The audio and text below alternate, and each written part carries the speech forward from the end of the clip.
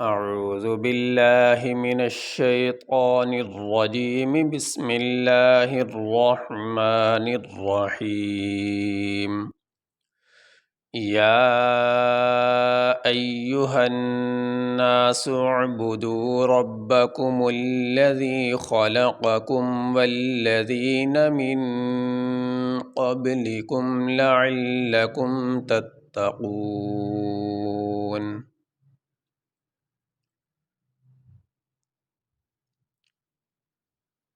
یا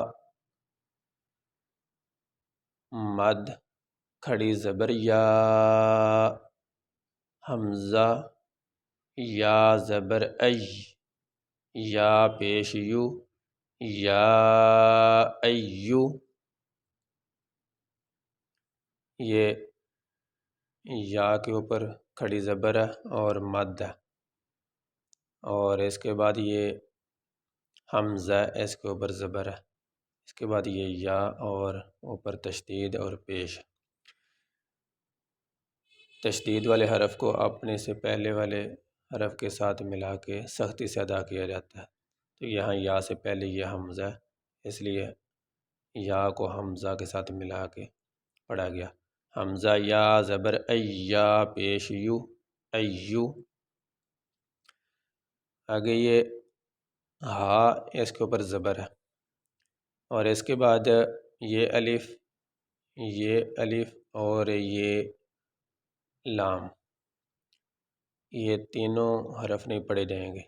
یہ نون کے اوپر تشدید ہے، تو تشدید والے حرف کو اپنے سے پہلے والے متحرک حرف کے ساتھ ملا کے پڑھا جاتا ہے، تو متحرک ان تینوں میں سے کوئی بھی نہیں، اس ہا کے اوپر حرکت ہے، یہ زبر، اس لیے اس نون کو اس ہا کے ساتھ ملا کے پڑھیں گے۔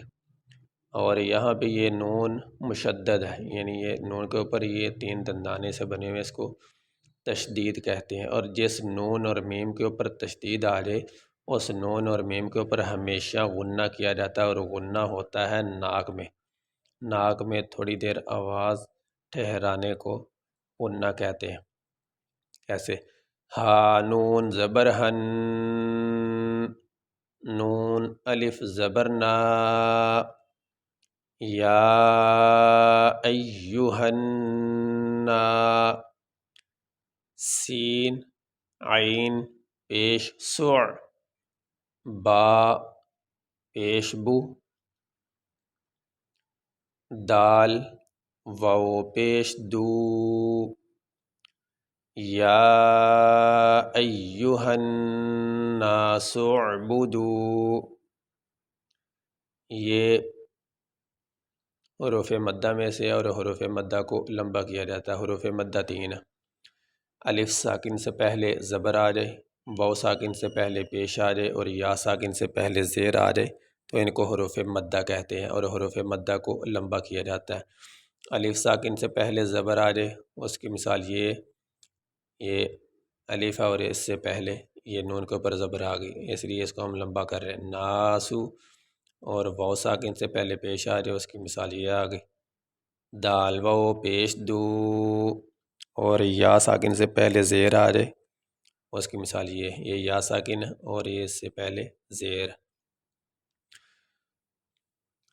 را با زبر ربا زبر با، ربا، کاف پیش کو، ربکو، میم لام پیش مل، لام زبر لا، ربکم اللہ، ذال یا زیر ذی، ربکم الذی، خا زبر خا، لام زبر لا، خالا، قاف زبر قا، کاف میم پیش کم، خالقکم، یہ کاف نقطوں والا ہے اور یہ کاف ہے ڈنڈے والا، دونوں کاف ہے، تو یہ جو نقطے والا کاف ہوتا ہے اس کاف کو موٹا کیا جاتا ہے، آواز کو باریک کیا جاتا ہے، اور یہ کاف جو ڈنڈے والا ہے اس کو باریک پڑھا جاتا ہے۔